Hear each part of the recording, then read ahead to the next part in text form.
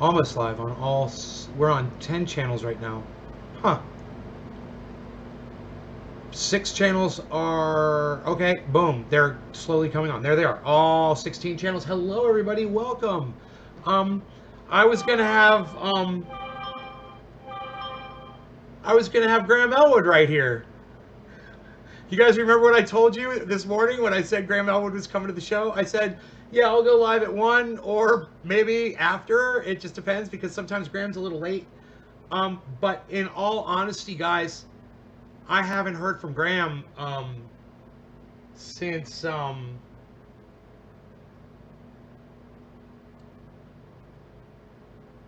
Sunday. So, I mean, I watched his live streams while he was live the last few days, and I, participated in those. But I, uh, I, I, I'm not getting any message back from him on Twitter. So, I wanted to come on. I knew a lot of you guys were waiting for this discussion. It promises to be really well whenever it does happen. And it could happen any second. He could still pop in here. So I got my eye on the Zoom chat over here. But in the meantime, I just wanted to apologize to all of you that he's not here right now. I'm so sorry, man. I was hoping to bring him live. Bam. So we'll just maybe do some bong hits. We'll look at the Sweet Afghani Delicious, the box that I propped open here for this discussion. I thought that would be cool. We're going to talk about how I grew this and this on a single plant. It's only got one little stalk in there from the jack here, but the rest of that is all one plant.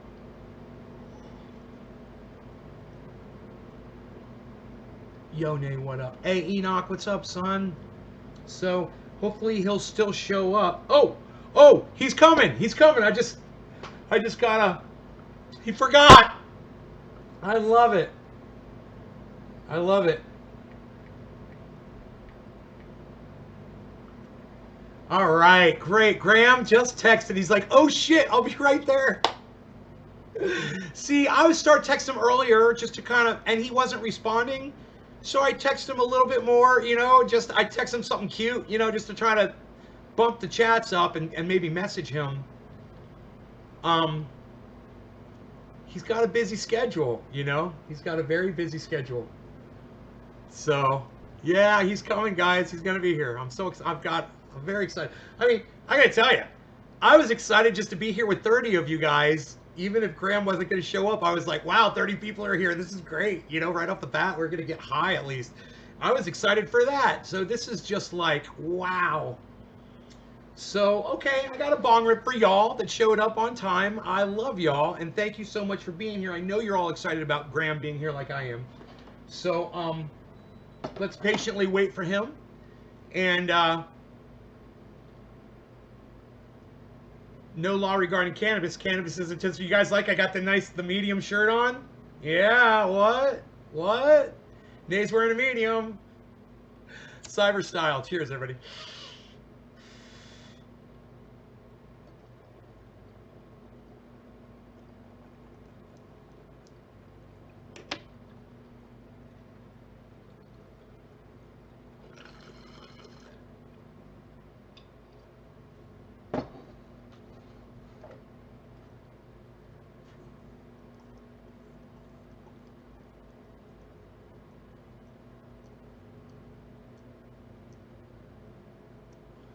My AC went out again, but I went and I did what I did before and it started it again. So he said if it does it again, let him know it's a problem. But at least I'll have AC for the show. In fact, even if the AC doesn't come on, I turned it off just now. If it doesn't even come on, it's fine. It's nice and comfortable in here because I had it running. Nobody wears a medium anymore, pal. So unreal. What are you, crazy? Nobody even does it like that anymore.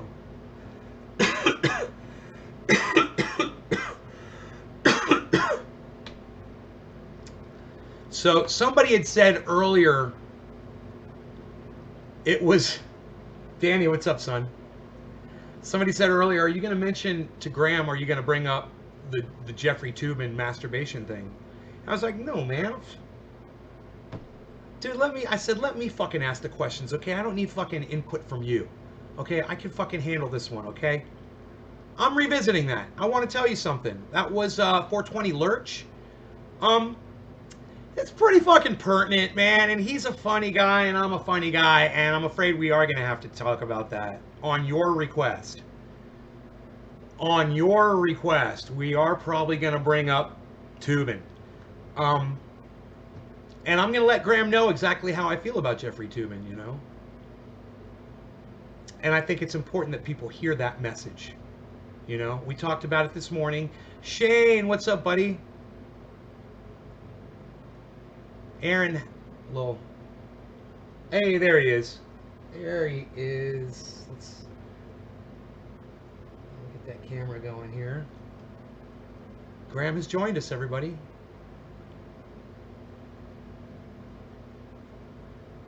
Okay, let's just wait for him to get his microphone running. It usually takes a second. So let me get his pin. Let me get his video pinned. We can't hear you yet, brother. So just let me see if you're. Oh, you are putting out audio, but I'm not hearing you. Check my audio here. Give me a second on this. 1 second, brother. I have to run an audio file really fast. Of course, I can't find one. Oh, here we go. How about a Ron Placone video? Okay. Let's see.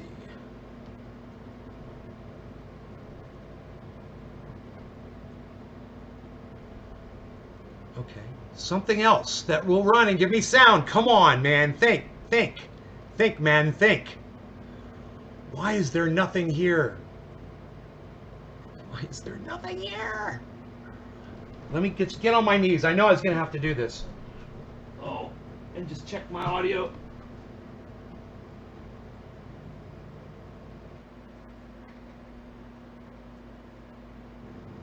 Oh. I have no way to know if I have sound or not. This is crazy. All right, come on. Graham is... We lost Graham. Oh, wait, Graham's back. Okay, wait. Now, I know Graham's putting out sound, right? Oh, wait, he's muted right now. Wait for him to put this back on.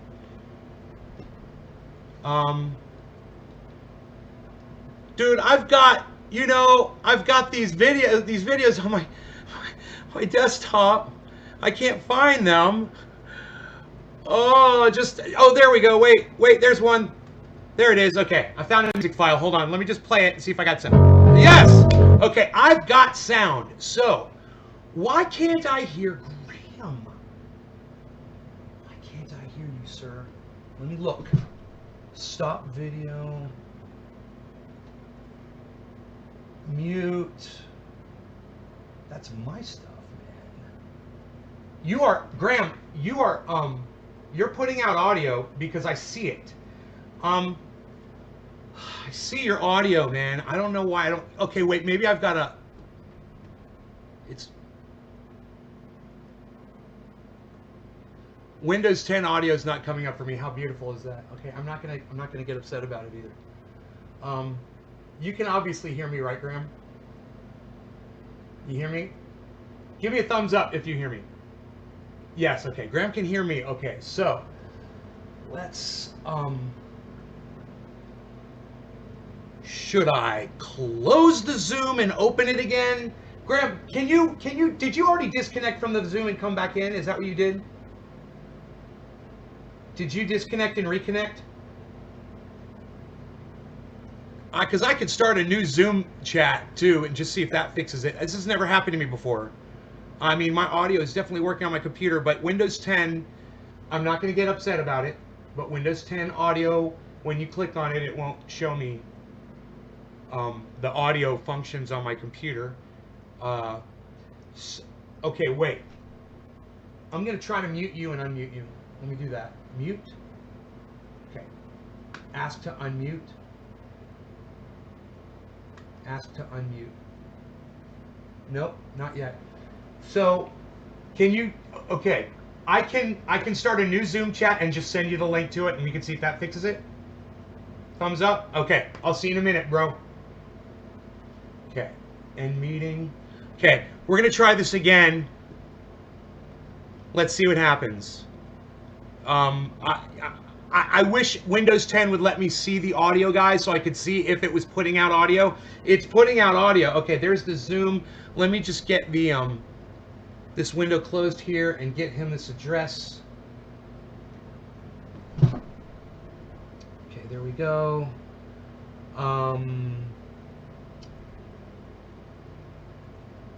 Okay, copy link. Okay, let me get over to him on Twitter. I really realize okay, message to Graham. I really hope this works. Paste. Here we go. Okay, let's see. Participants, okay.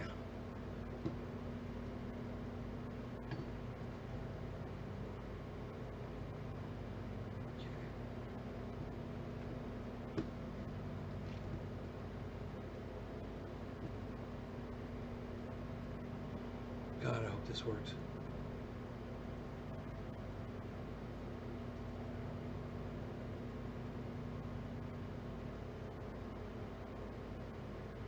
Oh. Jeez. Okay, that is not what I wanted to do. Psst, unreal.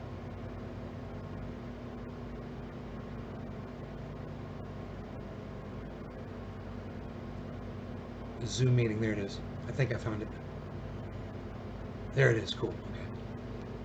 All right. Did he get that?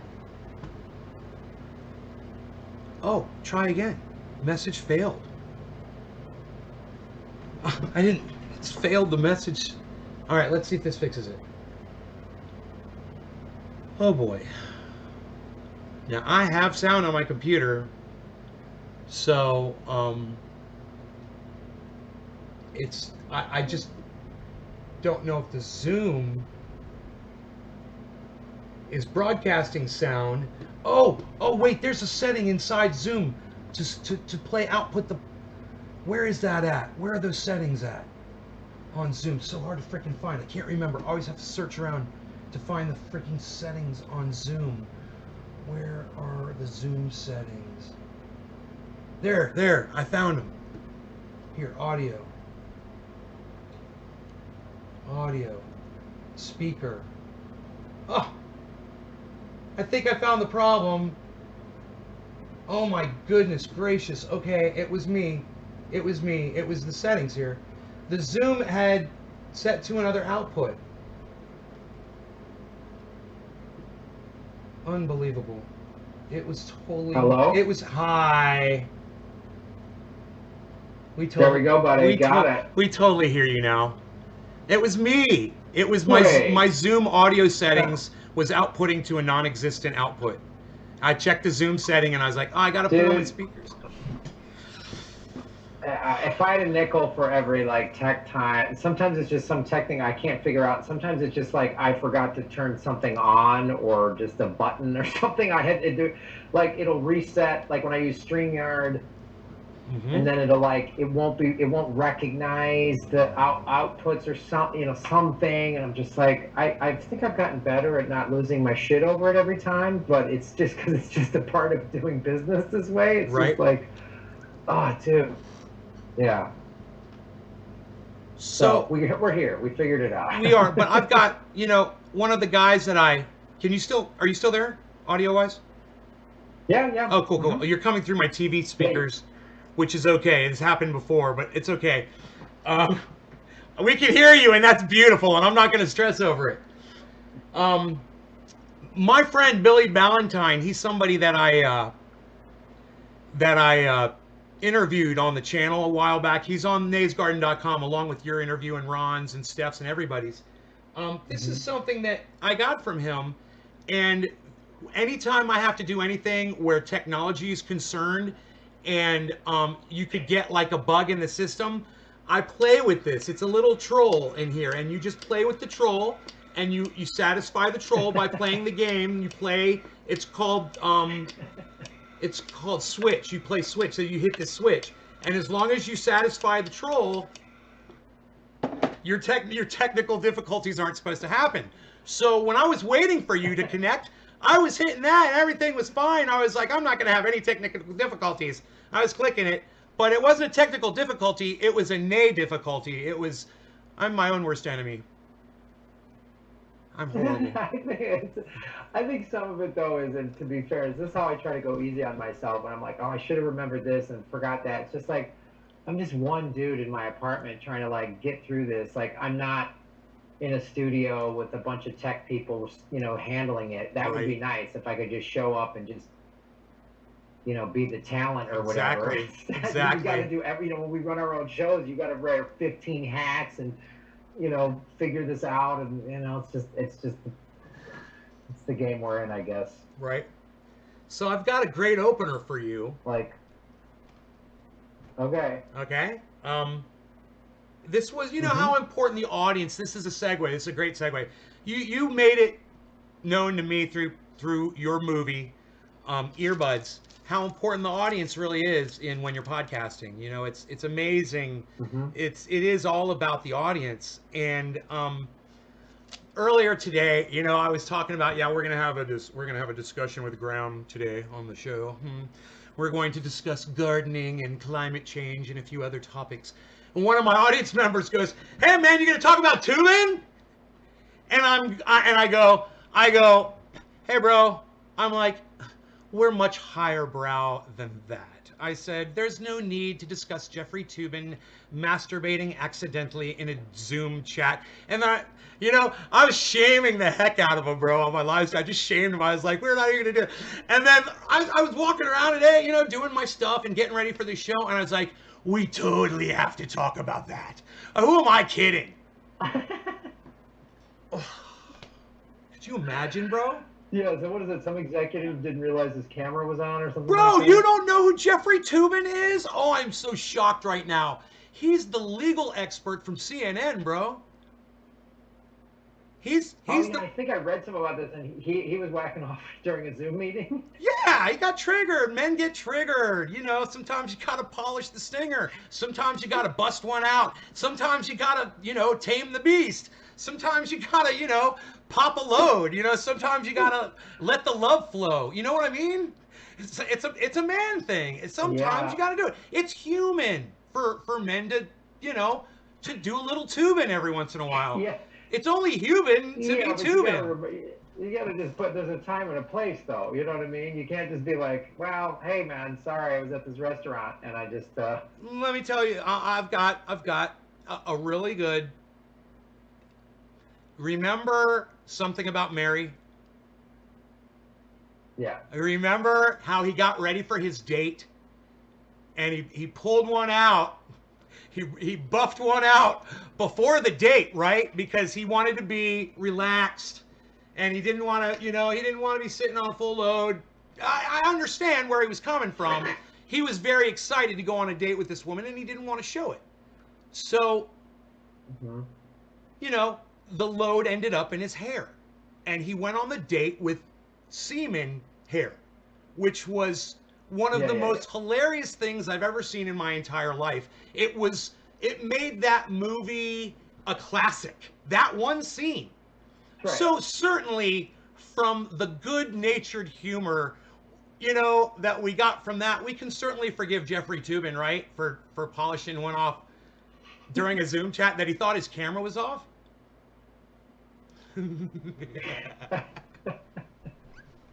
Yeah, I guess, yeah, man. Yeah, I don't know. I've never had that inclination during a Zoom chat. No, me neither. But bro, who am I to judge? I'm no one to judge either. But all I'm gonna say is this: I've got a story to tell you, and it's a fantastic story.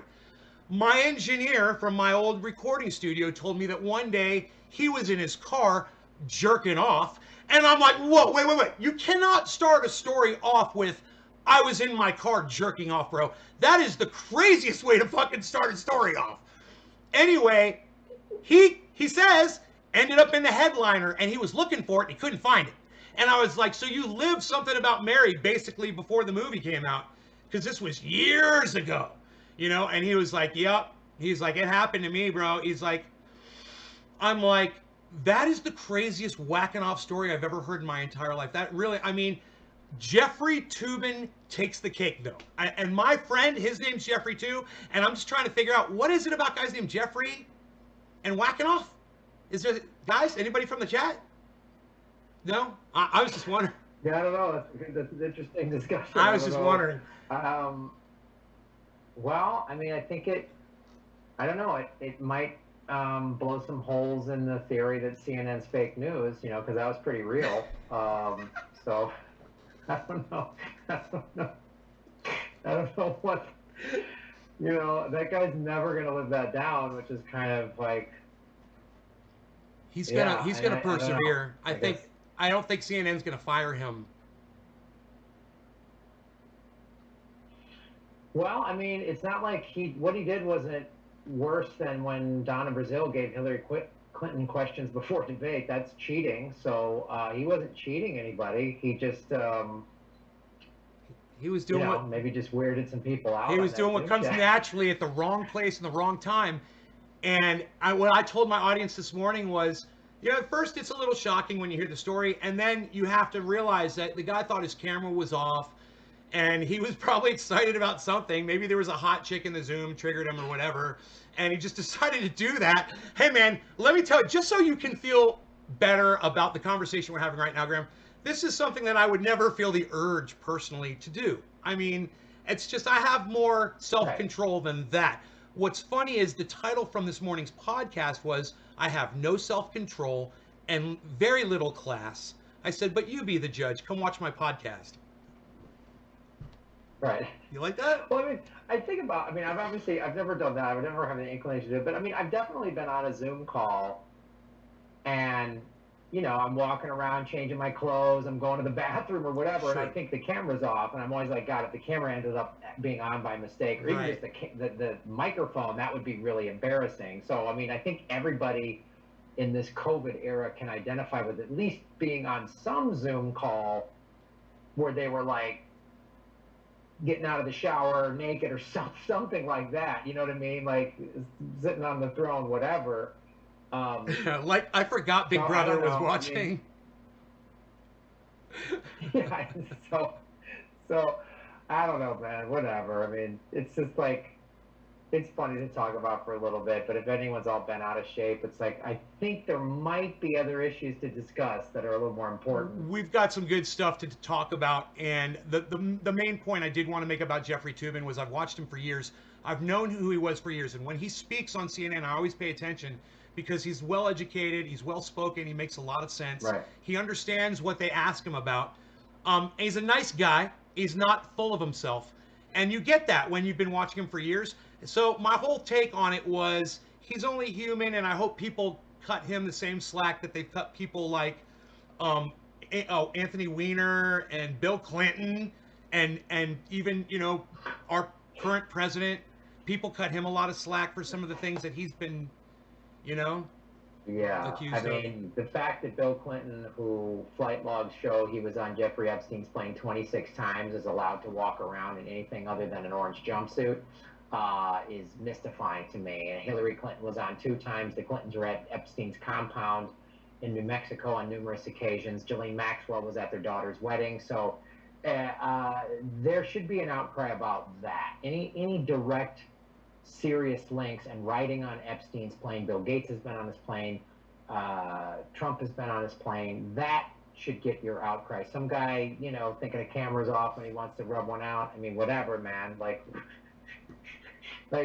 dude, you're not 13. You don't really have an excuse anymore. So, like, okay, that conversation should be about 2 minutes long, and then let's focus on all these actual people in power who are evil. Right. You know? Right. I mean, nobody got hurt in what he was doing, right? He wasn't hurting somebody else. He wasn't, I mean, like, okay, it'd be like, whoa, bro, the camera's on, you know, like, I mean, but you talk about the names of other people we just talked about. They're actually hurting people. I mean, Right. like, like there's the climate's collapsing. There's people starving. These two parties are still, having some kind of slap fight over a stimulus bill while people are losing their jobs, and all this other stuff is happening. So it's like, it might be time for everybody to rub one out. You know what I mean? I don't know. I just, as long as everyone, anytime they talk about masturbating from now on, they only call it, "Hey, I'm going tubing." I'll be really happy. That should be the new, instead of, and then everyone calls it, "Hey, you jerking off" or something like that. They should call it tubing now. I think he's earned that. I respect him for it, and I want to give that to him. Yeah, like Flynn. Like, yeah, that's from Arrow Flynn. Yeah. Well, what else do we want to talk about? Okay, Come on, let's get into some real stuff. How about if I told you I grew this in my garden this past season, this grow season right now. So that's a 6.5 pound zucchini, and I put it on my shelf just to display, basically to everyone what my grow techniques do. And it's an all organic, and it's very, once you hear what I'm doing and how I'm doing this, and how easy and silly it is, you'll wonder why more people aren't doing this. People with access to a little bit of land and full sunshine, and we're gonna get into that after I put my pillow Yeah, back. let's get into it, because I'm super curious, and I mean, I talk about on my show, people should start growing their own food. And truth be told, I haven't started doing it yet, because I've lived in an apartment type situation for probably 17, 18 years. I mean, I haven't had access to like a plot of land in probably since 2003. So, and I know though there's people out there, they're urban growing, they're doing permaculture and all these things that I'm really intrigued by. Because also, as I talk to my audience, like I'm learning more about crypto, and I'm trying to educate. As I'm educating myself, I'm trying to educate my audience on the looming collapse that's coming financially, and also what will come with that financial collapse is who knows what else. Supply lines.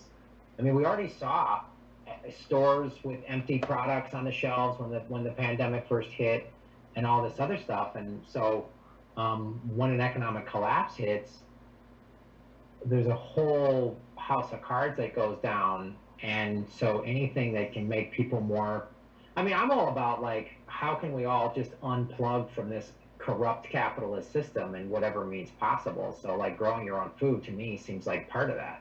It's all of it. Growing your own food is all of it. And food storage. I mean, rice is the thing, man. You just get yourself a couple of 50-pound bags of rice and store them in plastic bins, just like this one, in a cool closet, just out of light, and away from where mice or anything can get to it. And you've got food for months and months. Just rice. It doesn't take up a lot of room. It lasts longer than any other food.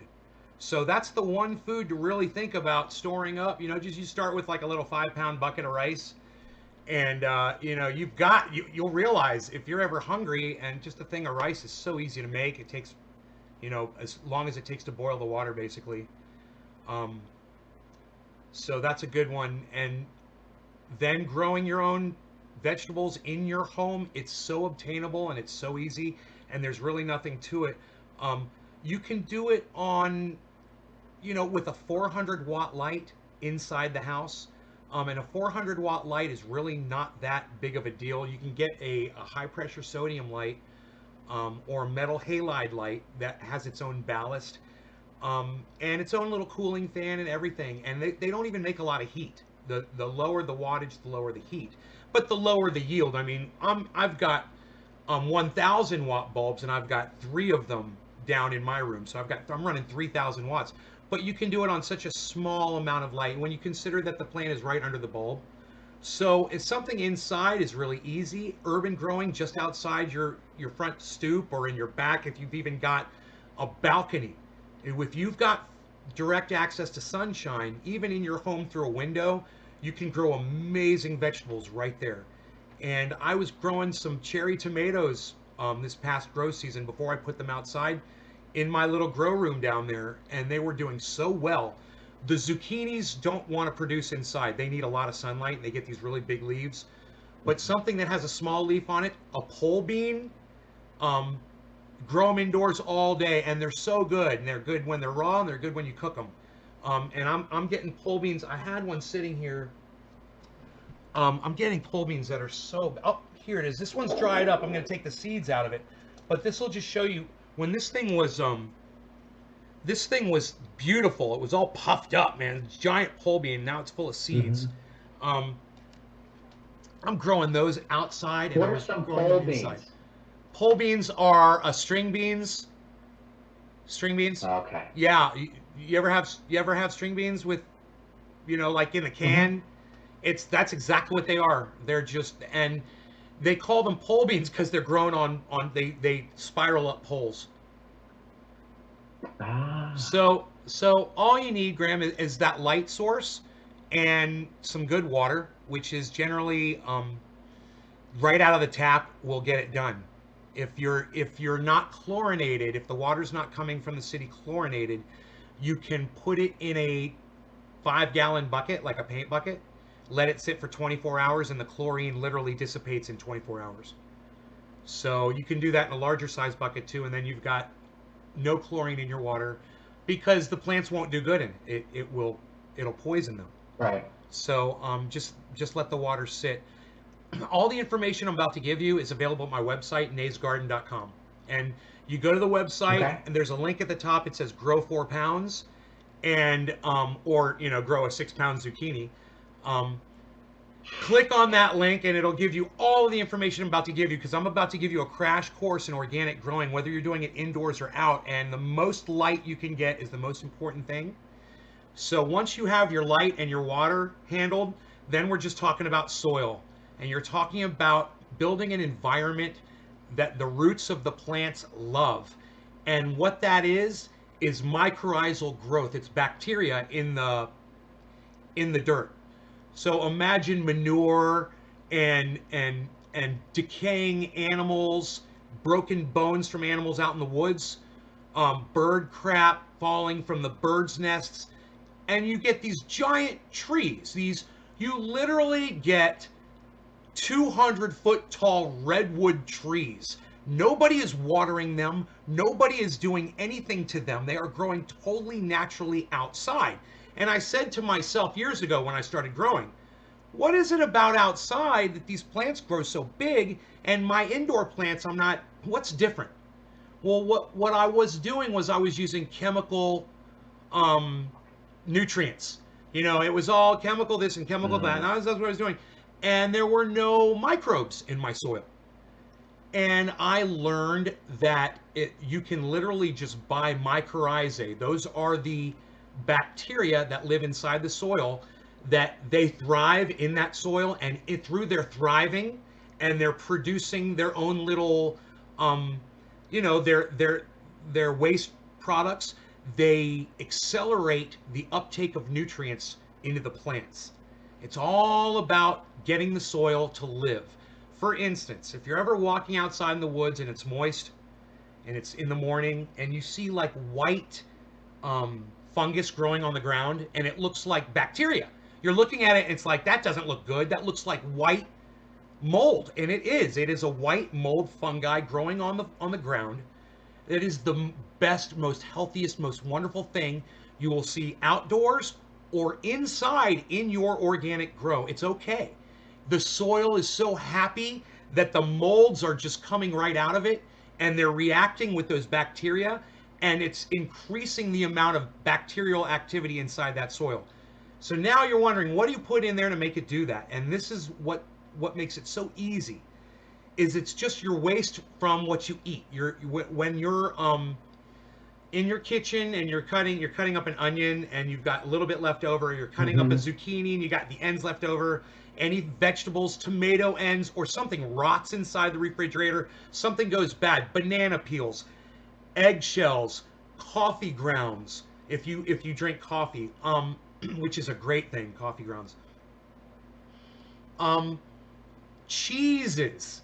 Like if you have a cheese that spoils and it's got that mold growing on it in your refrigerator, you throw that in too, and you put a bag inside your kitchen somewhere, like a double locked Glad seal bag, freezer bag, and you start putting all this garbage in it, and you keep it sealed. If you don't keep it sealed, it's gonna turn to life. It's gonna start decaying, and you're gonna get gnats and flies. They're gonna come right into it. They're gonna be attracted to the smell.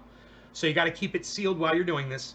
And you put all your garbage in there, and you go outside, and you find yourself a little area where you can just throw some dirt, and you mix all this garbage in with the dirt. You mix it together, and you keep it moist, and you keep it covered so the animals don't come to it.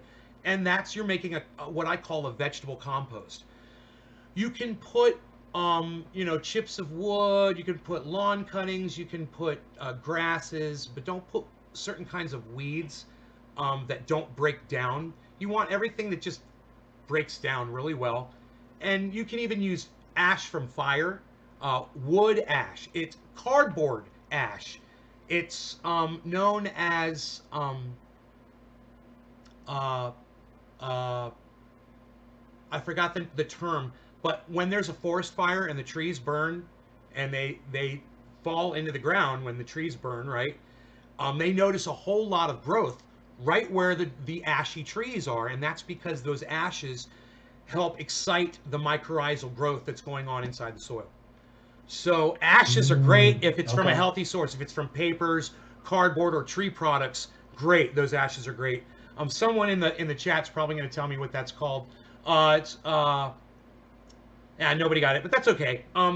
Anyhow, you can literally buy the bacteria in a can, in the granular form, and you can pour it into the soil.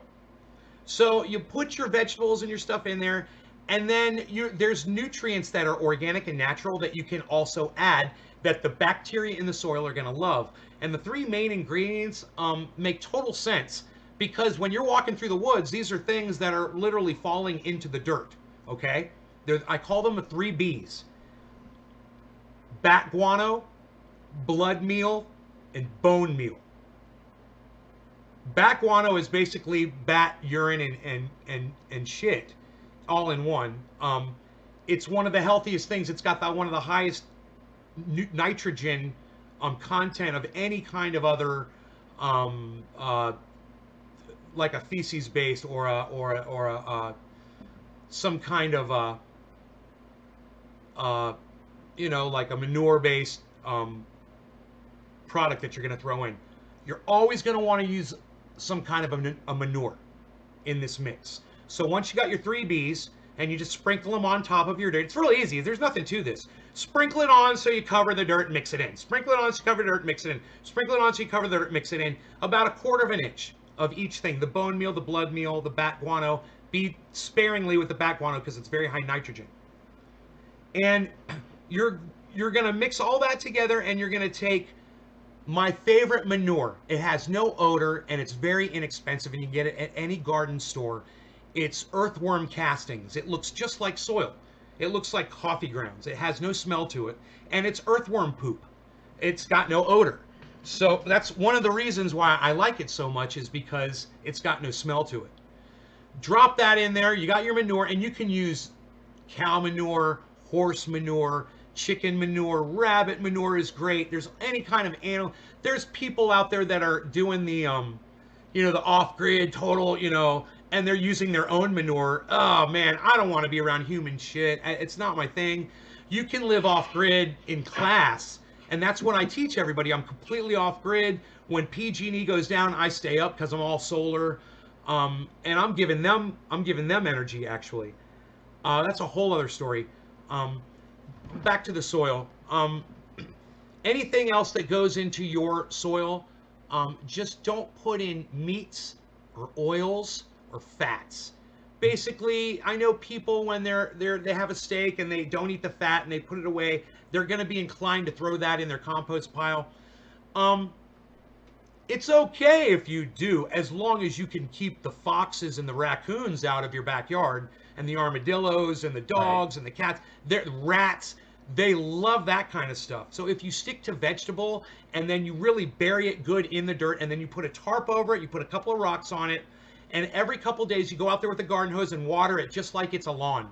You put some water in there because bacteria love water. They thrive in the water. Keep it moist. That compost soil will literally, Graham, start growing vegetables right out of it underneath the tarp. I've had tomatoes sprout. I've had that zucchini plant sprouted from my compost pile, and I transplanted it into my grow. I had pole beans come Did you right. put seeds in the compost pile? Yeah, because Or did it remember just what I come up? told you? You're taking your scraps from your kitchen and throwing them in there, and seeds, just tomatoes, they end up in there. You don't do it intentionally, but yeah, it's all going in there. So you end up getting vegetables just growing. Once you have it right, those vegetables, if you have it moist enough, you don't need any sunlight at all. The seedlings need no sunlight. They will grow right underneath that tarp. So there's a whole bunch of other amendments that I talk about. I talk about water timer, so you don't have to go water every day, but I like to water every day. That's on the website. And keeping pests out and dealing with insects. I use two kinds of pesticides. They're both organic. One is called Organicide, and the other one is called Safer Soap Endol. Together, you can just about deal with any kind of a insect that you might get on any of your plants. Never spray in the sunlight. Always spray at night.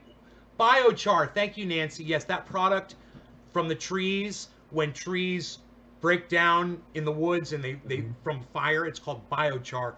You can literally buy it. Okay.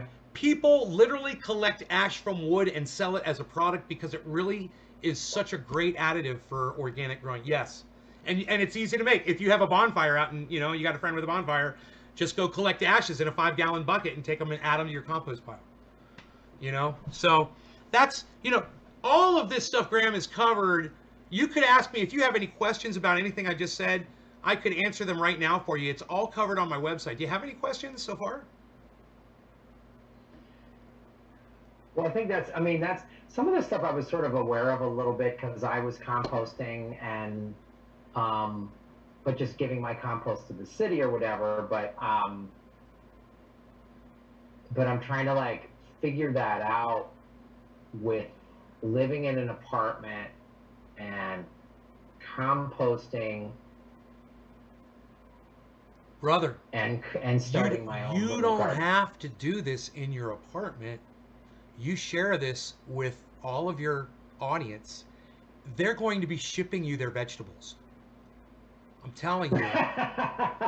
We have to take care of each other, and not everybody out there is set up to do this. Now, that's one of the things I talk about. One of the other things I talk about is how do you do this on a budget? How do you do this when you're living in an apartment? What do you do? What do you... Okay, so... It hurts, man. It hurts, but it's true, and it's if you really want to do this, the way you are living right now is going to be detrimental to your future if you're stuck there and you don't have a friend that's like, Graham, come on over, bring your pets, bring your family, come live with us, we're off grid, blah blah blah. If you don't have that, you need to start thinking, hey man, this apartment thing is great and all. I'm spending this much money every month doing this. There's no way I can get out of where I am. I am in this cycle. I am locked in this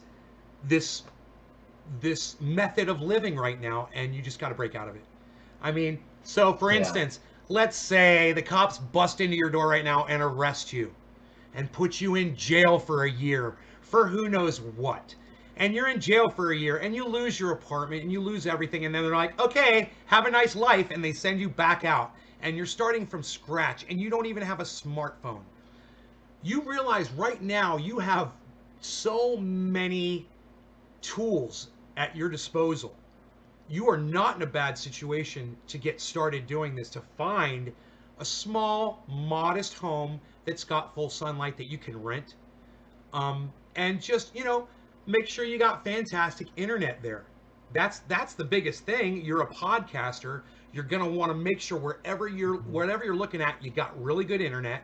I'm on satellite and it's horrible, but it works because I'm out in the mountains. Right. That's the first thing as a podcaster. Get your internet, and then I just tell everybody it's 5 things that you need.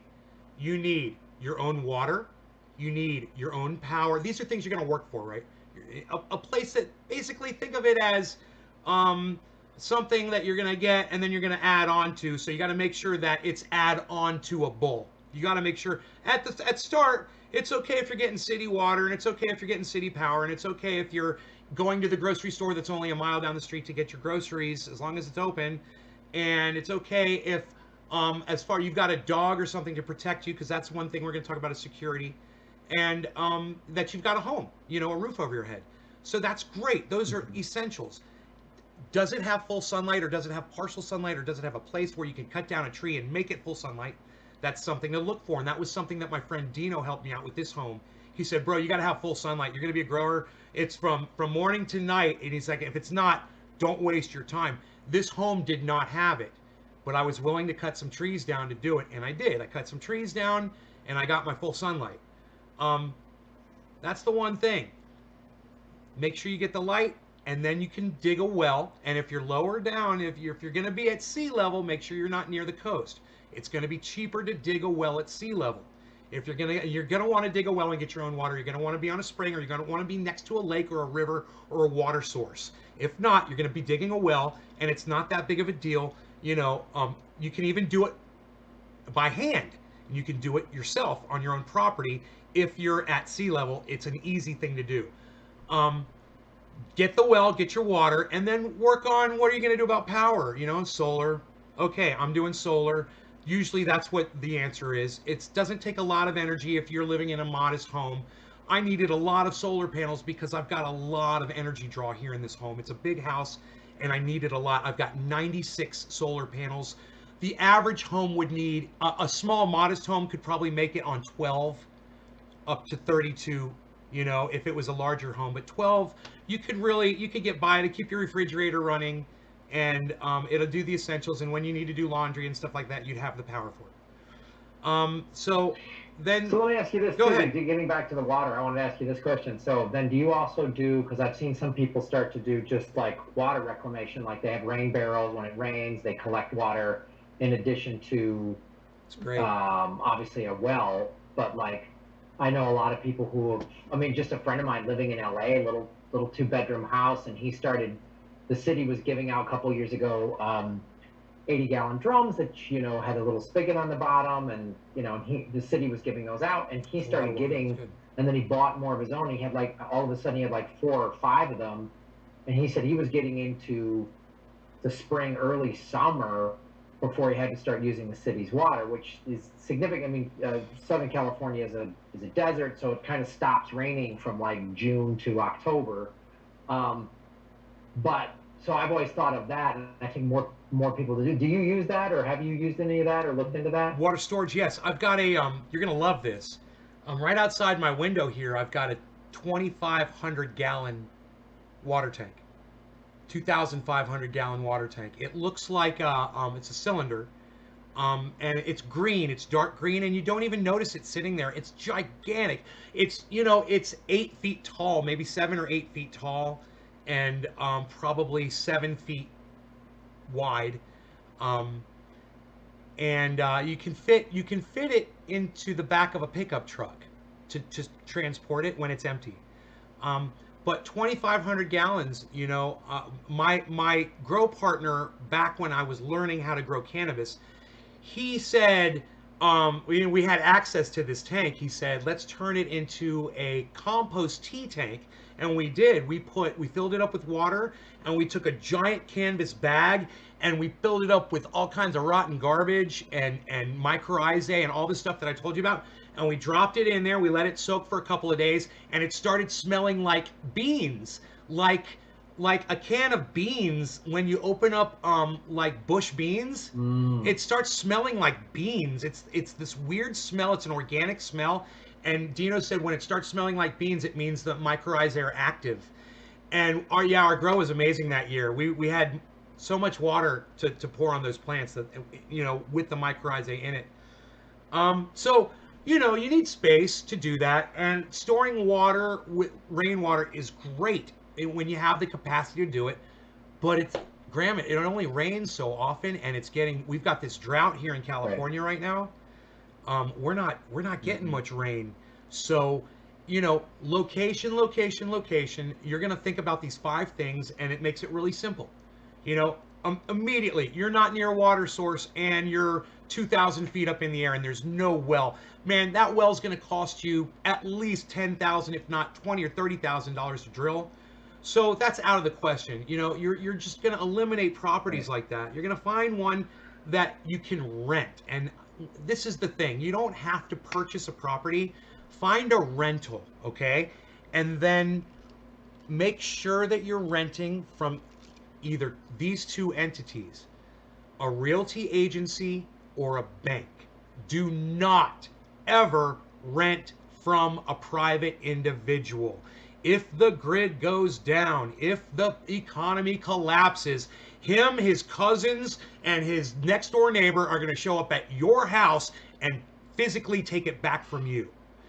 If it's a bank, if it's a real estate company, you're never going to hear from them again. They're going to disappear like they should disappear. Mm. You're going to have a house, and you're not going to have to pay for it anymore. It's like, it feels like that guy in the old Dell commercials. Dude, you're getting a Dell. You're getting a Dell. Remember that guy, the surfer dude? Dude, you're getting a Dell. Yeah, yeah, yeah.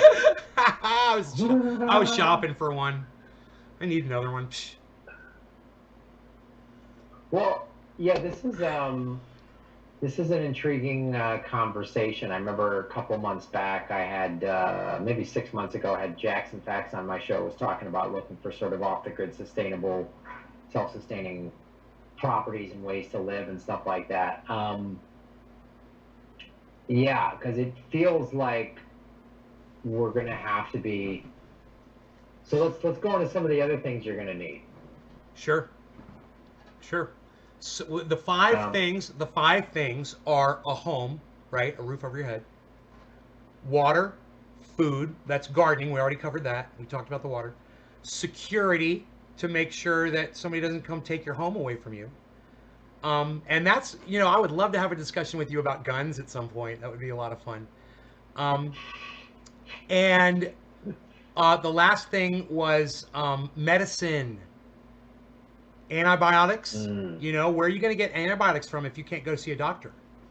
How are you going to get stitched up if you cut yourself open and there aren't emergency rooms open? So to what level of medicine you want to cover, it's up to you. And just like, to what level of a home do you need to live in? It can be a tent. It can literally be a tent on your property, and you can defend it. And we've talked about this. For $85, you can have a tent and a bed. It's a suspension bed inside a tent. It's on Amazon. It's $85. You've already got your house for 85 bucks. And then, if you got a piece of mm. property, or a piece of property that's federal property, you could find a spring out in the middle of nowhere that nobody knows about.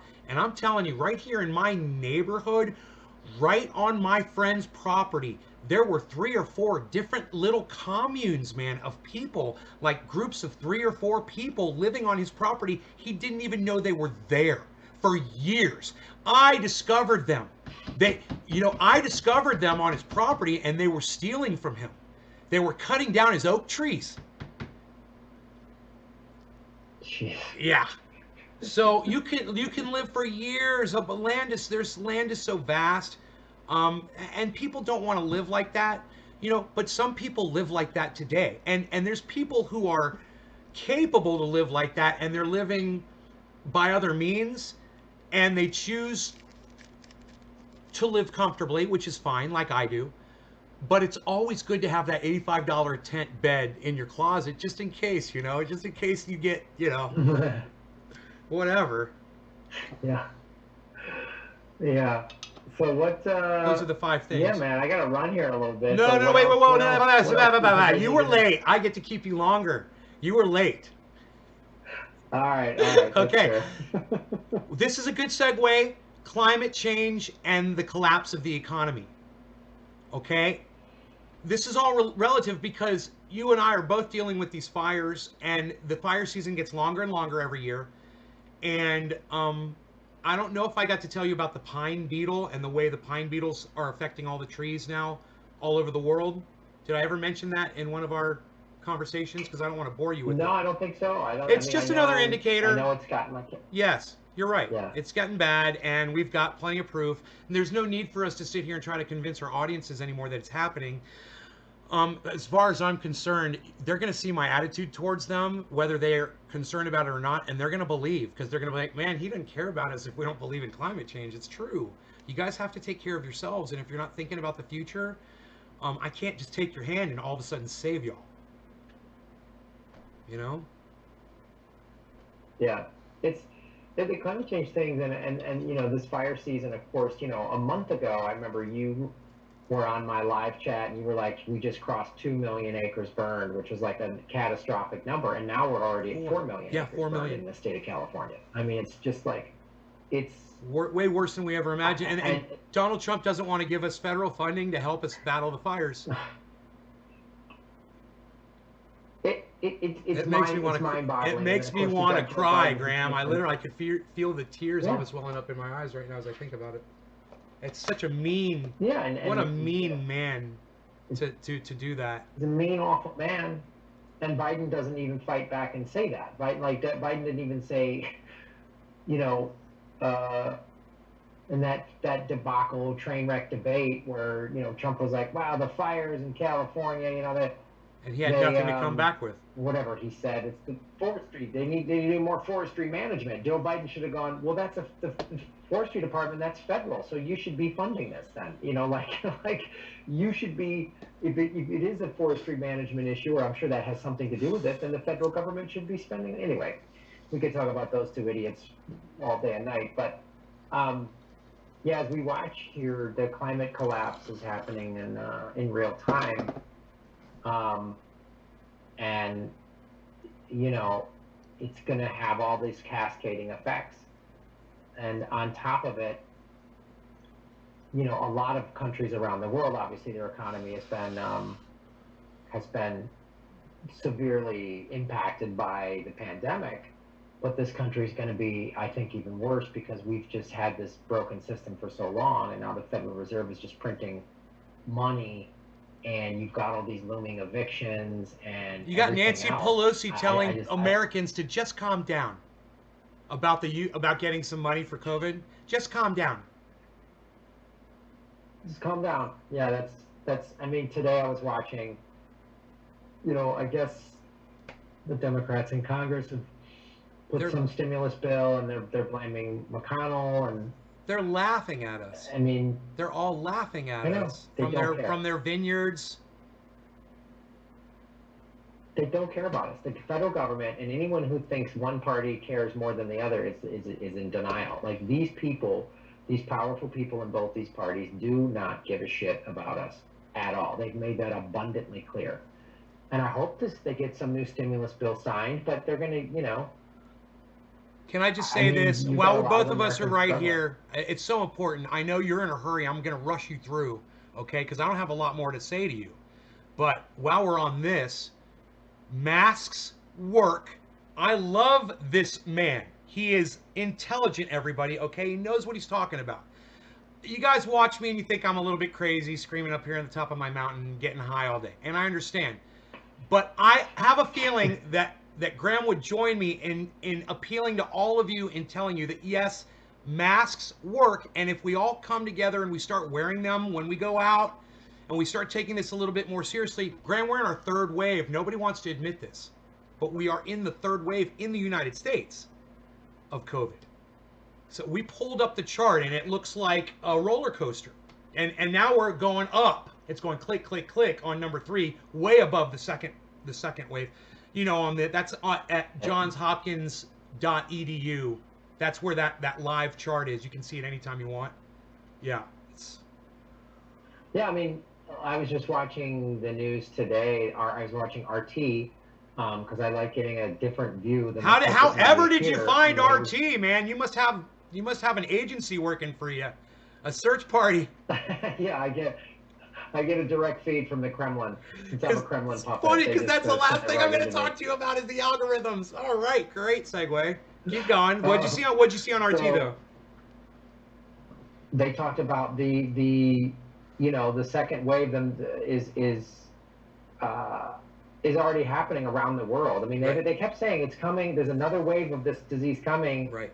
in the winter months, and Western Europe, all these other places, it's coming, and it's already hit. Numbers are starting to track back up, and even Sweden, that is very kind of proudly, and I don't say that I agree or disagree with Sweden, but Sweden has kept everything open, and they really haven't done much. They kept their economy open, and they're even talking about having to go back to some more stricter measures.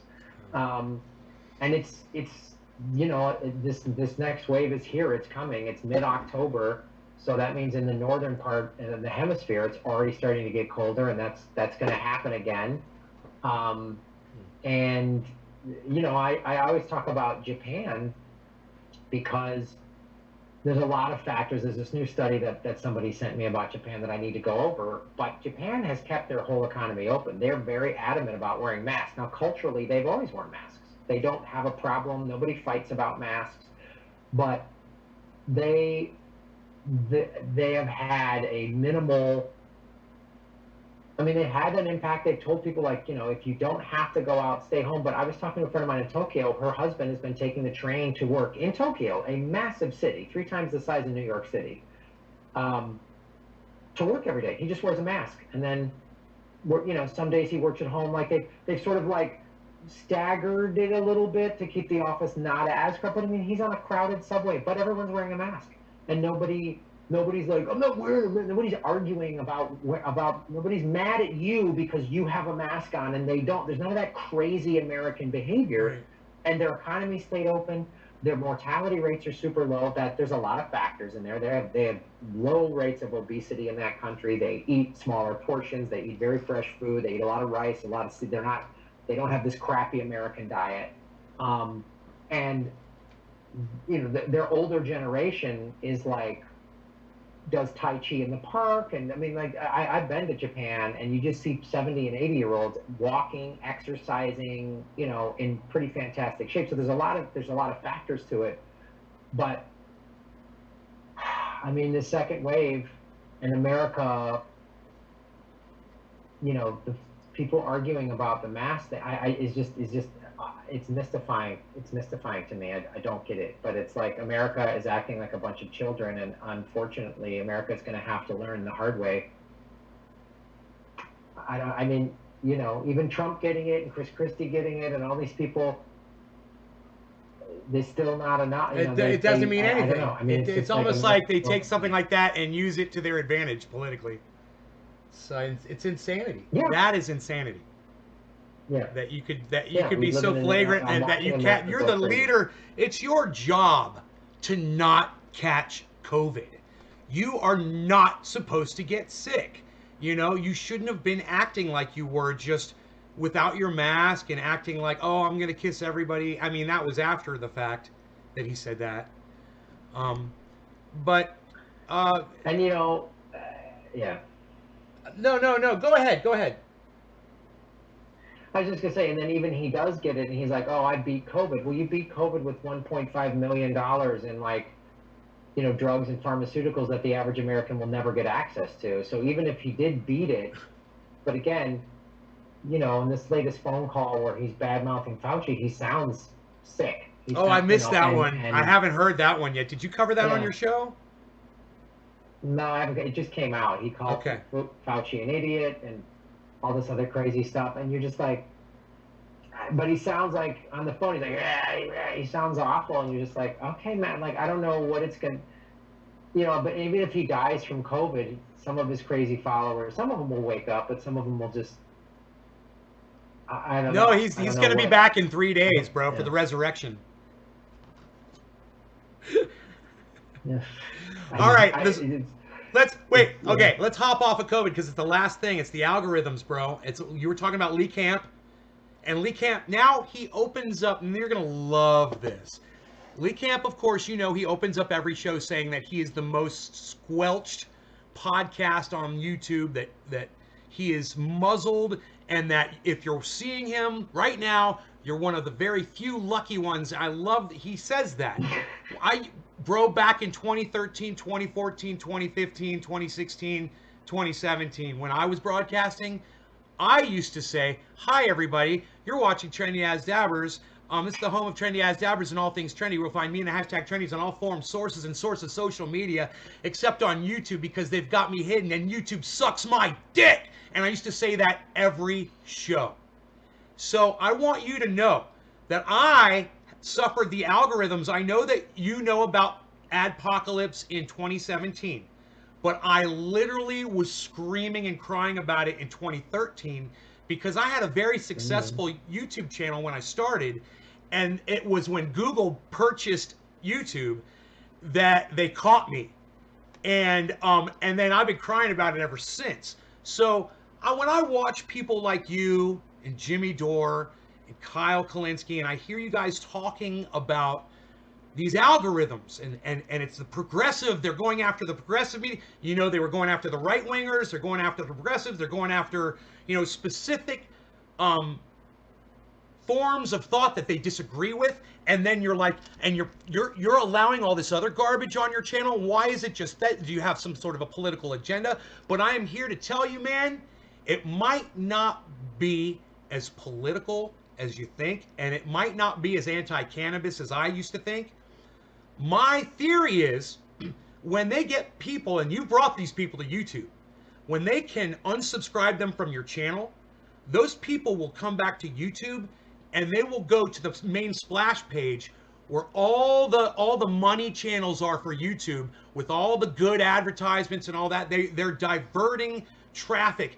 You're getting people on such a high scale, and Jimmy Dore getting people on such a... Man, I heard you say you literally saw your subscribers go down. You just saw this happen? Yeah, I saw the numbers go down. I mean, I was at like 73,007 or 800. I was about to cross over to 74,000, and then I saw it like 73,200 or 300 or something like that. And I'm just like, I don't understand. Like, it's literally impossible when I'm dropping 2 to 3 clips a day and going live on YouTube 4 days a week. It's like I'm doing 15 to 20 clips a week and 3 to 4 live streams a week, and my numbers are going down. And you say that you're doing Rockfin as your backup, and that's great. You know, I'm doing Restream. I learned from Ron Placone. Ron Placone uses Restream, so I broadcast right now. We're broadcasting to 16 channels. We're broadcasting to 6 YouTube channels. We're broadcasting to 6 Facebook channels. We're broadcasting to Twitter via Periscope, Twitch, hopefully, and DLive and a couple of other services. That Restream is my answer to this problem. Now, granted, I don't get a lot of viewers on my show, even when I go to all of these channels. But someone like you, I think you could really benefit from broadcasting to multiple channels simultaneously, like I'm doing. That way, if you ever have a problem on a YouTube channel, you're broadcasting, hopefully you're using Restream, it's free. You could be broadcasting to another YouTube channel, or to your Facebook channel, or I don't know what you use when you go live. I know you go to, you're going to Rockfin, you're going to YouTube. Are you using StreamYard? Yeah, I use StreamYard, and I go to Rockfin and YouTube, I simulcast. So that's 2. So I'm doing 16. I don't know how many Ron Placone is, but I don't know what StreamYard allows you to do. I mean, can you add more on StreamYard? Could you go broadcast to a Facebook and broadcast to a second YouTube channel simultaneously? You know, I'm going to look into that, because if I can do my Facebook, you go to Facebook anyway, but if I can broadcast on Facebook, I will. Oh, well, let me tell you something, Graham. Let me tell you something about Facebook. Oh, my goodness gracious. Lately, I've seen when you go live, you get like 500 people on a live stream. That's amazing. Okay, when I go live, I get like anywhere from 20 to 40 usually. When I see Jimmy Dore go live, you know, he'll have up to 15,000 people watching him. Yeah. If you guys did a podcast every now and again on a Facebook channel, you would blow those numbers to smithereens. Guaranteed. Really? Oh my God. Facebook, people will see you. And they will, I am telling you, when I was on Facebook and broadcasting just to a single Facebook channel, and that's the trick. You got to broadcast to just one Facebook channel and nowhere else. You like take your cell phone and go to Facebook and hit live broadcast. Graham Elwood, the political vigilante, live. Click. Put your phone on a a little tripod. I got this one. I got my phone on a little tripod like this. I got it plugged into the wall so I can broadcast all day if I want to. And you could do 4 hours. Bro, by the time you're done, you probably have 10,000, 20,000 people watching you on Facebook. Your fans would find you.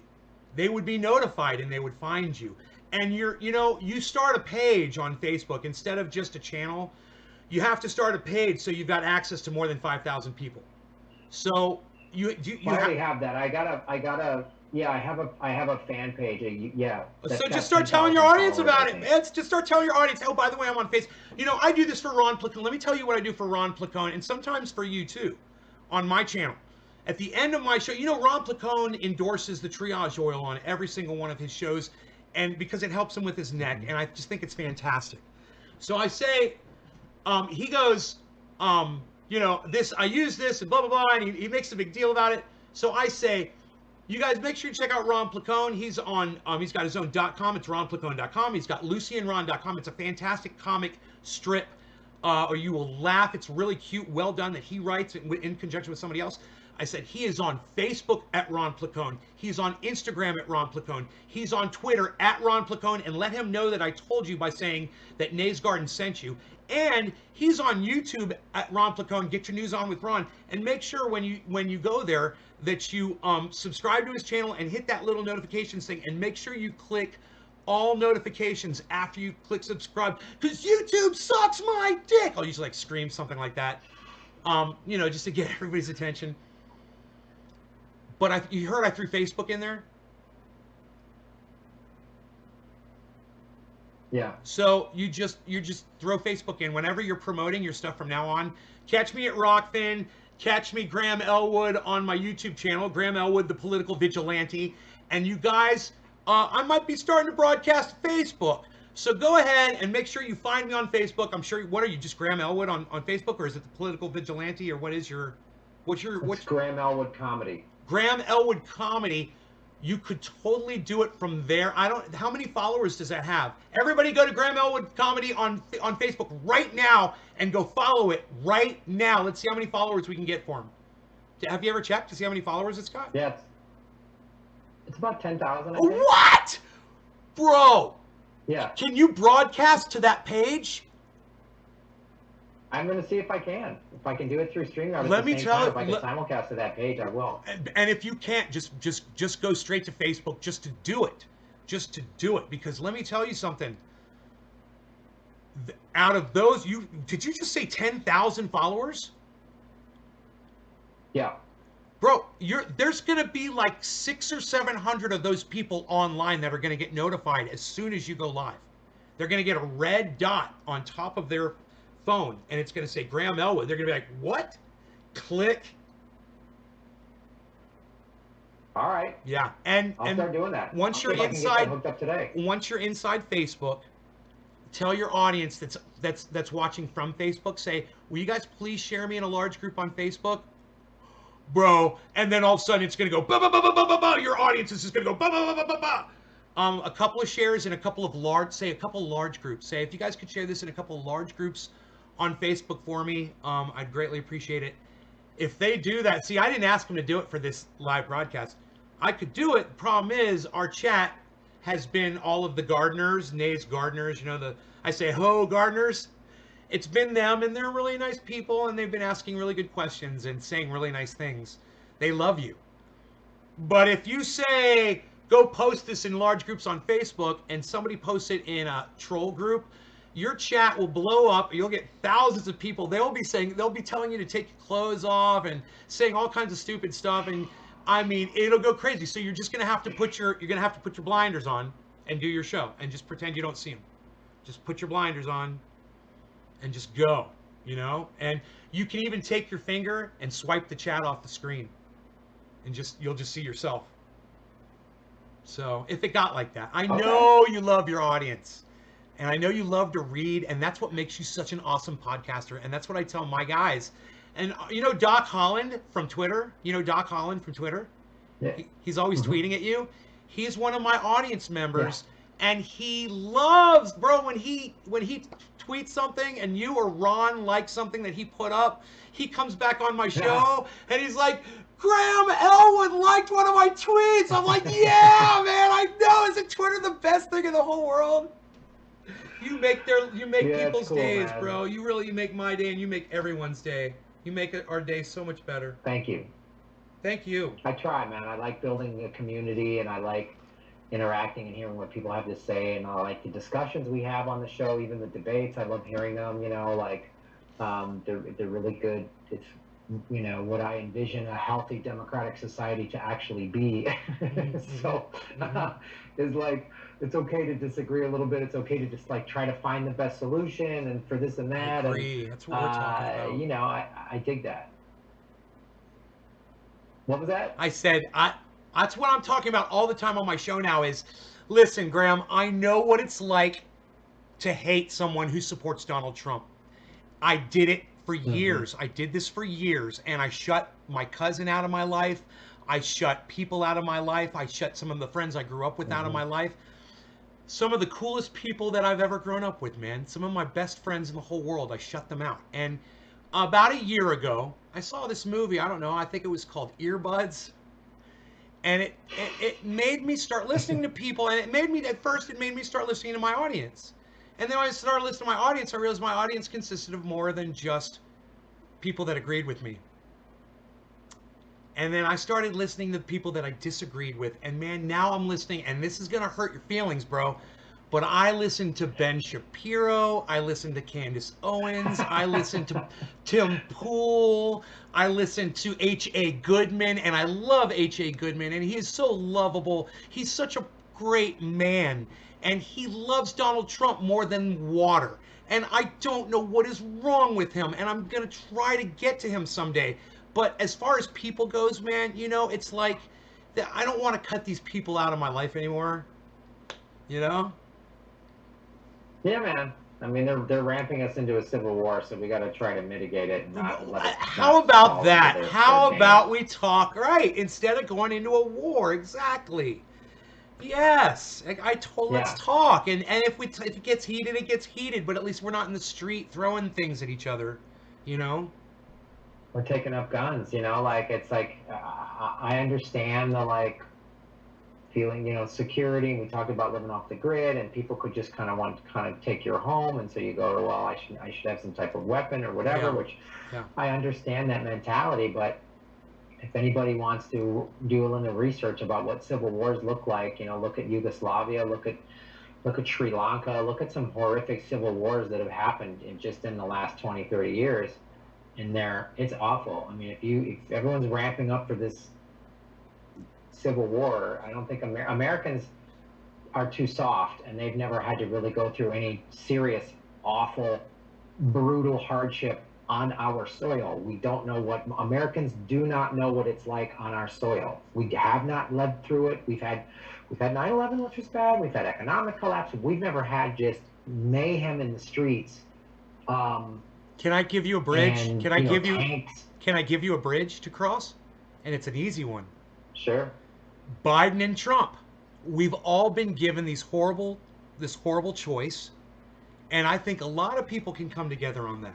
You say it, Lee Camp says it, Yeah. Jimmy Dore says it, Ron Hmm. Placone says it, everybody who listens to all of you say it, I say it, Kyle Kalinske says it, David Pakman doesn't say it at all because I don't know what the fuck his problem is. He needs to step up a little bit. I guess the left can do no wrong in David Pakman's eyes, but I still watch him, and that's the thing, is through listening and listening and listening and letting them know that you're listening and supporting them. Because listen, man, H.A. Goodman, bro, I mean, when he went Trump, I mean, he was Bernie, bro. Do you remember H.A. Goodman when he was full on Bernie?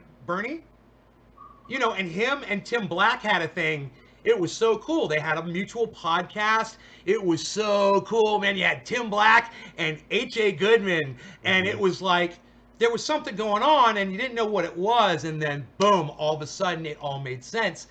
H.A. Goodman started supporting Donald Trump, and they fell apart. And I would love it if they would come back together again. If Tim Black and H.A. Goodman would start podcasting together again and start listening to each other again. And you know, and it forces you to be nicer. You know, people are so high and mighty when they're on their own making a tweet, or they've got the comfort or security of being alone, tweeting at somebody or spouting their opinion off somewhere on the internet. But when you're face to face with someone, even like this, or you know, like I would like to see Tim Black and H.A. Goodman do, you have to kind of keep yourself in check, like muting the microphone for the presidential debate coming up. Yeah, yeah, it's an interesting thing, man. We'll see. I mean, we're either going to completely collapse or we're going to hit a rock bottom and rise back up like an addict that hits, like America's like an addict, an alcoholic or a drug addict who's going to have to hit rock bottom. And some addicts hit rock bottom and get sober and turn their lives around, and it's amazing. And then some addicts OD and die. Well, then America needs a 12-step program. Yeah. Yeah. And it's socialism. Hey, you call it socialism, but that word scares people. I'm going to tell you something, okay? Sure, yeah. The last few years, I mean, even before Donald Trump became president, okay, we were doing pretty damn good with this interwoven system of socialism and democracy, weren't we? It was working. We had the post office, we had education, we had the police, the fire, well, all these programs that are socialist programs, and they're working. Everything was working fine. I call it Americanism. I looked it up in the dictionary. It is actually a word. It's Americanism. It's our system that we have invented here, that we live by now. It's an intertanglement of democracy and socialism working together. But you can't say, when you say I'm a democratic socialist or I'm a socialist Democrat, when you say either of those things, and they both mean something different, people hear socialist and they fucking flip out. You know, everyone on the right flip, oh, you're socialist. Even people on the left flip out about socialism. But I like to call things what they are. That's what I say. You know, people shouldn't call it marijuana, pot, dope, weed, or reefer, because those are all bad words that were invented by people that were trying to make cannabis look bad. So I say the same thing here. If we started to call it Americanism, and I know that sounds a little bit flaggish, but if we put a new word on it, because that is the definition of our system, our current system of how we work things in America, it's Americanism. People might be like, what is Americanism? And say it's our current working system of government. It's how we do stuff. It's the post office, you know, it's education, it's you know, name all the socialist programs in this country, and all of a sudden you've got this list, you know, and people just don't want to admit it, that they're living basically benefiting from socialist policies. So that word, it's like a red flag for so many people, man, you know? Socialism. Yeah, a lot of older people who were raised on, you know, this propaganda machine. Not all older people, Graham. Not just older people. There's younger people. The brainwashing is thick, and it goes right down to their grandkids. Yeah. Oh, I remember the Russians and socialism, and let me tell you, I just heard about East Germany. I didn't even know about East Germany. East Germany was a socialist experiment? I didn't know that. I just learned this. I mean, it was, but that's like the American propaganda machine has done a fantastic job of making, like, you know, totalitarian era socialism, exactly. Instead of Bernie Sanders making it the same thing, universal basic income, Medicare for all. You know, let's try to help the poor and feed the hungry. Free college. And let's regulate these industries. I mean, come on. I had the freakiest thing happen to me this morning, Graham. You're gonna love it. My air conditioning went out. I was on my live stream, my podcast. I texted my AC guy. During the podcast, he calls me on the phone and fixes it on the phone with me within a half hour of me texting him. And I said to everybody, all corporations need to be like that. And there used to be a time when they were. You used to call a corporation, you'd get a real person on the phone. They would stay with you on the phone until they fixed your problem. Now they don't even have a phone number on their website anymore. Mm-hmm.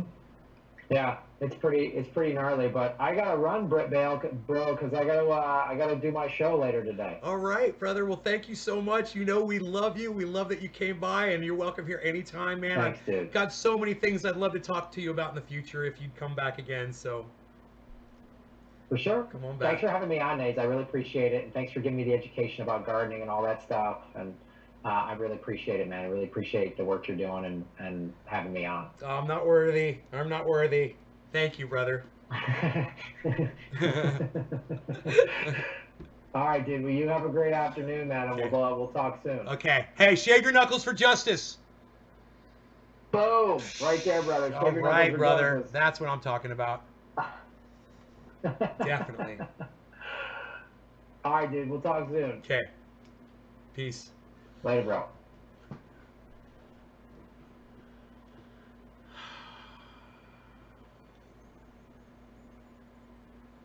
Why does he put this smile on my face? If you're smiling right now, press number 1. If you're smiling right now, if you got a big dumb smile like I do, press number 1. How many ones can I get?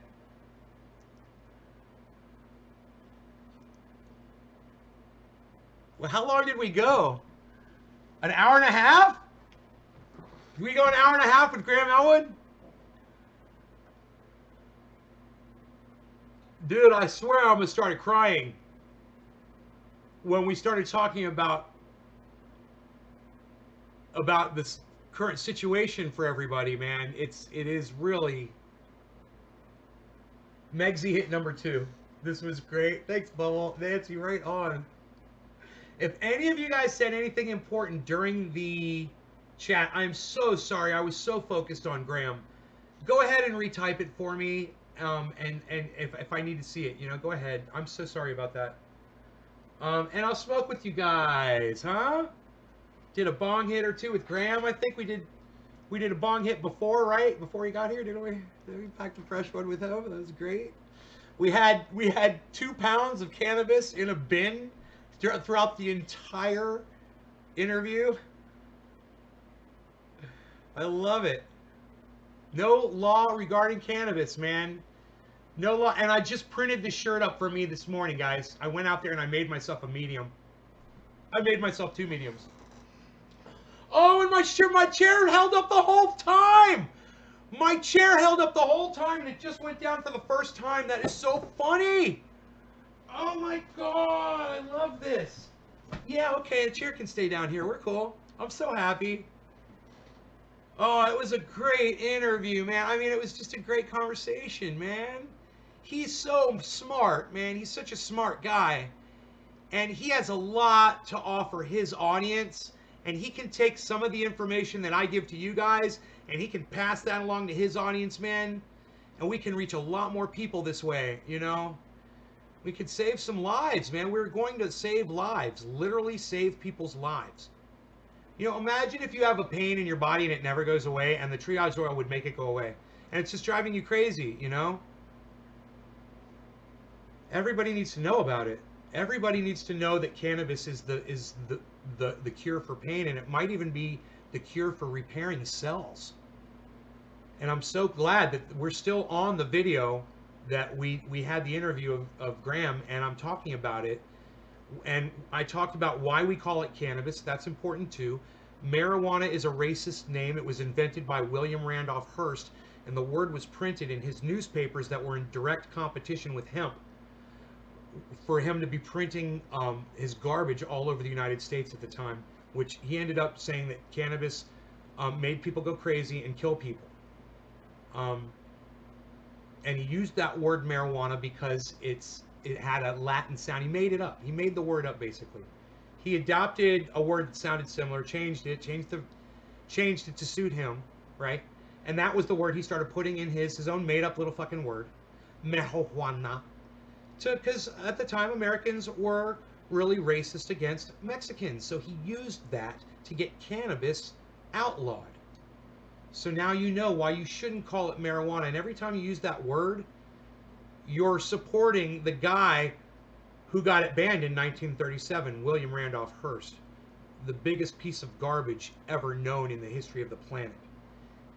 We could talk about how his existence and what he did will result in all of ours extinction, the entire planet's extinction, because of that one person and his greed and his ignorance and his lack of an education about cannabis. And if he had been educated about cannabis and hemp and known about it, he might not have launched that campaign that got it banned in 1937 finally. Cheers. I'll smoke to that. Cyber style. Cannabism tisms for all. No law regarding cannabis.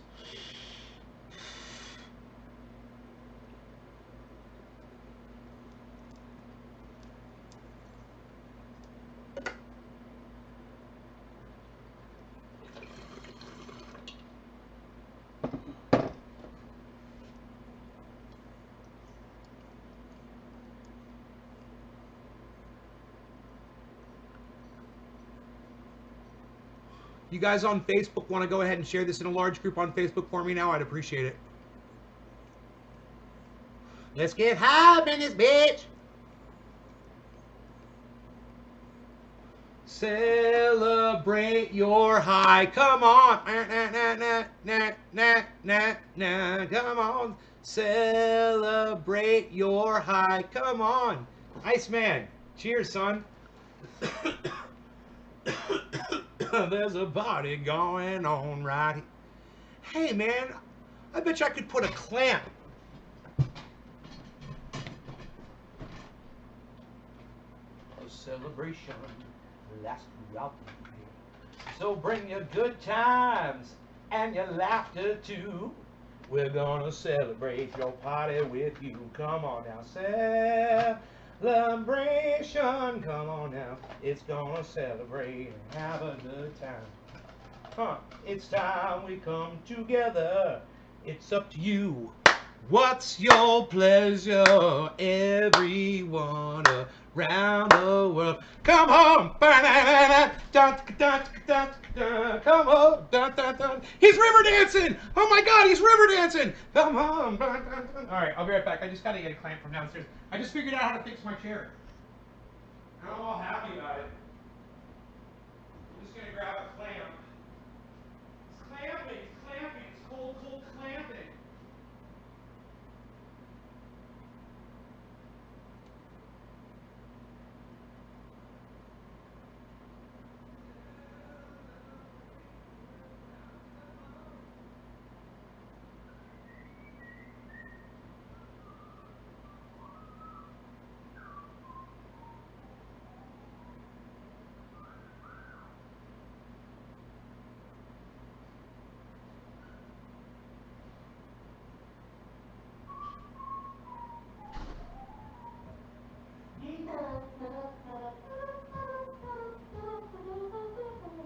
Come on, let's celebrate. Good old clamp. He's clamping, he's clamping, he's cold, cold clamping. Let's see if this works.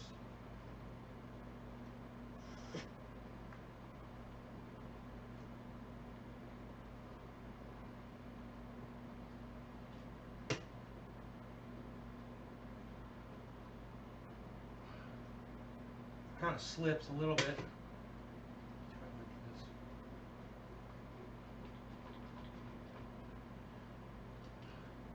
Oh yeah, let me try that.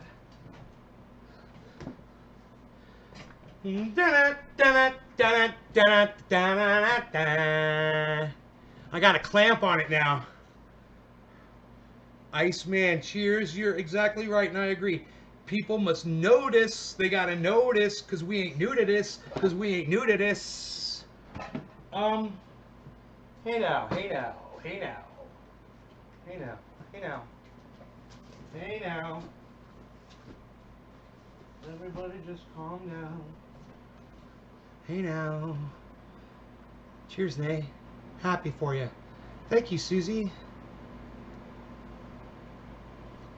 So nobody had anything important they wanted me to see. Okay, cool. That's cool. I did see a little bit of the commentary. I want to say thank you. I did see some very nice comments that you guys said about Graham. So I really appreciate that, guys. It was really nice of you all to make those comments during the chat. Those were scrolling throughout the whole video. I don't usually do that, but I thought today, why not? You know, I try to keep my eye on it and see if anything got crazy. But it looked okay. So that mechanism can't be that difficult. Do you know where it is not working? Dude, it's a big steel post that is just sinking down, right? I could drill a hole through it and put a bolt through it, and that would fix it. Right now I've got a clamp on it. The clamp's holding it up right now. What's going on back here? Huh? Oh, baby boy. He's my little baby boy, baby boy, baby boy. He's my little baby boy, baby boy, baby boy. He's my baby boy.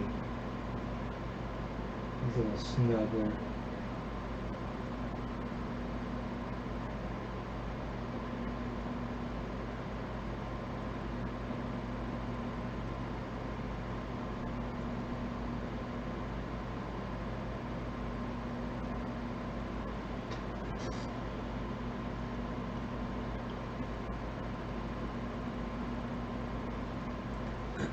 So,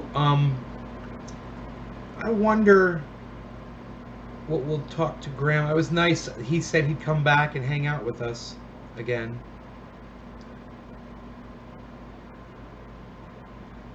So maybe him and I can talk about guns.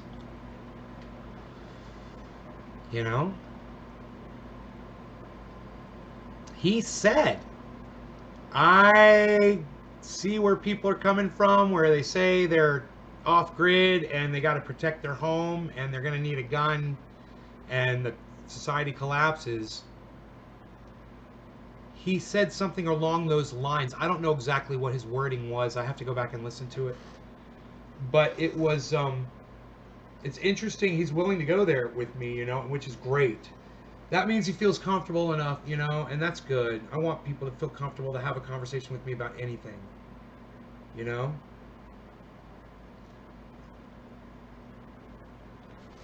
When is Steph coming back? I didn't want to bother her. You know, I sent her a couple messages on Twitter. I could send her one right now. I'll send her a message. Come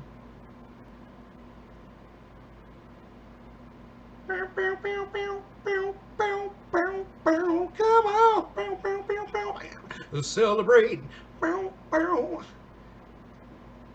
Celebrate good time. Come on.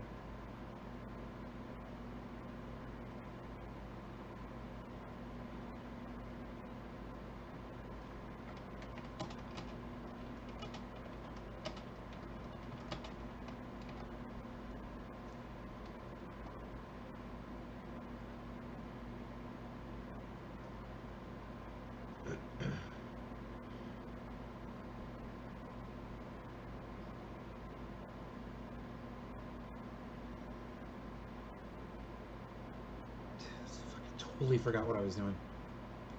Oh, right. Sending a message to Steph. Twitter always makes me forget. It's like a big mind vacuum. Okay, where are you? I'm going to send him a little note first.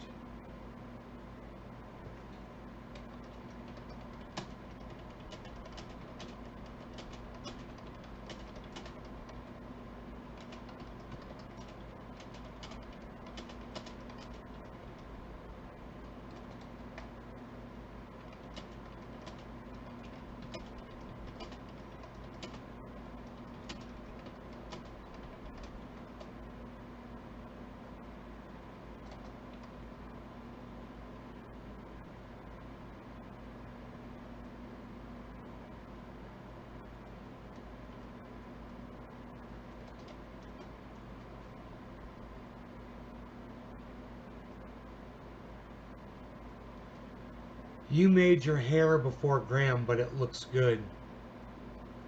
My hair? I do my hair the same way every day, bro. I don't know what you're talking about. I do my hair every time I step out of the shower. If I don't, it gets thin feeling. So I have a whole regimen, bro. It makes it feel soft. You know what? I need a girlfriend so she can do this and feel my hair and go like, "Oh, babe, your hair feels so soft. It feels so fucking soft. So soft." So, let's talk to my hair. Where's Steph at? That was funny. You guys couldn't even imagine the softness. It's just, it's beyond soft.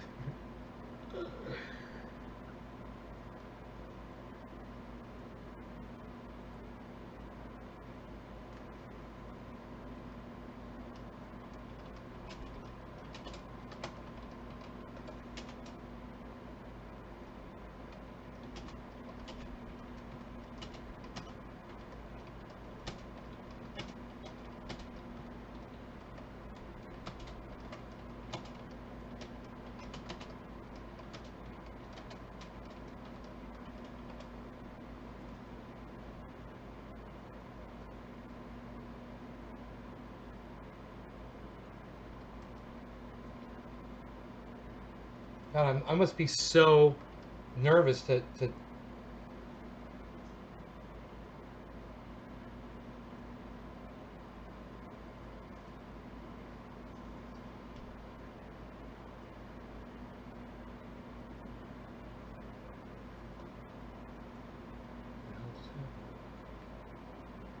Oh, okay.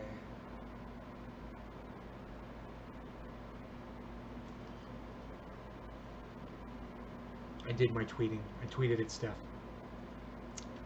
So,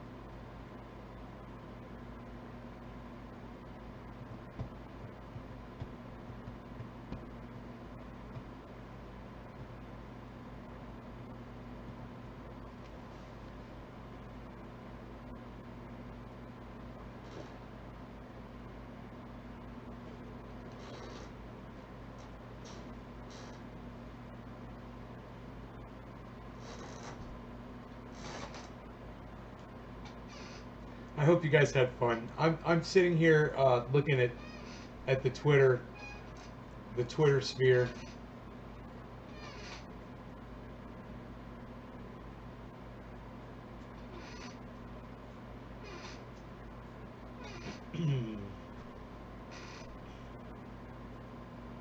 Wonder what's going on with Julian Assange. I have to check in with that. All right, you guys, I'm out of here. Thanks so much for watching. I hope you enjoyed the interview, the conversation we had with Graham, and I'll let you know if I hear back from Steph and hear back from Token Daily. Never heard back from him either. So, or Kit Boga. Never heard back from him. I don't think he's interested. But we'll see. All right. You guys take care. Thanks for watching. I already told you about Ron Placone, so check out ronplacone.com and Get Your News On with Ron on YouTube, with Ron Placone on YouTube. And Ron Placone is got a great website. It's lucyandron.com. I got to mention it. It's great comic strip. Fantastic. Go check it out. All right. Thanks so much again, guys. Thanks for watching. All right. You're welcome. Hope you enjoyed it.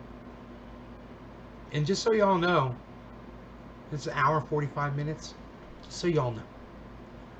It says there's 14 people watching this right now.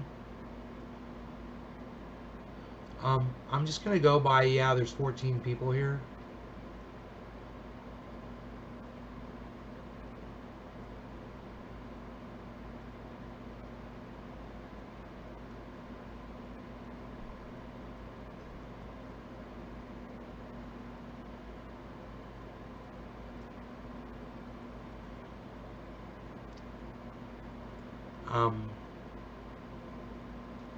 I would have stayed for 4 hours, man, if there were more. I was gonna play my guitar, rock out and celebrate that Graham was here. It says there's 14 viewers. Can I get 14 ones from 14 different people? If you guys want me to stay and keep going. How many ones can I get? Because I don't want to refresh the chat. I want to be able to go back and read every chat.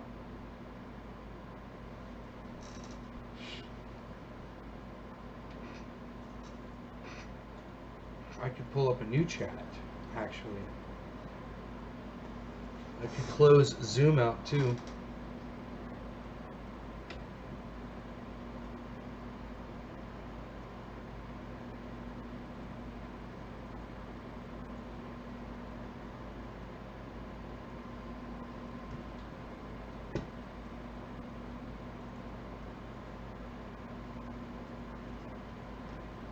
Okay, I got 1, 2, 3. I got 3 people.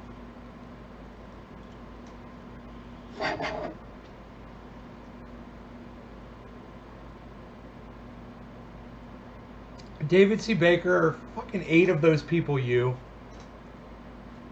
Wow, wow, wow, wow, wow, wow, wow, wow, wow, wow, wow.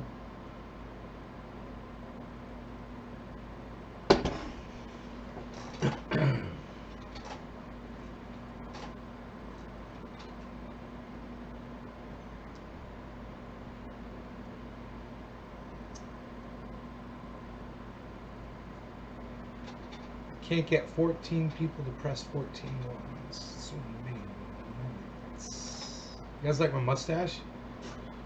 Look at my mustache, man. Unreal. Got me a mustache. This almost looks like a handlebar.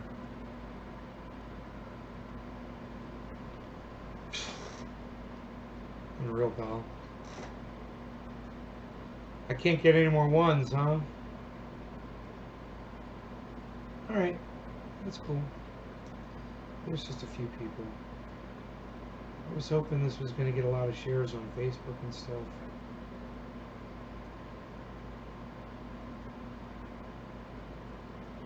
Talk a lot of shit. That's fine. Get in your car, take your keys. Drive your car on the road.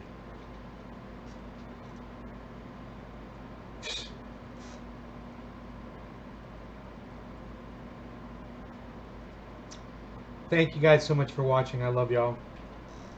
Take care.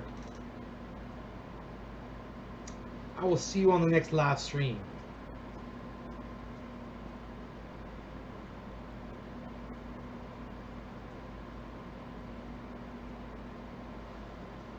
Bye, guys.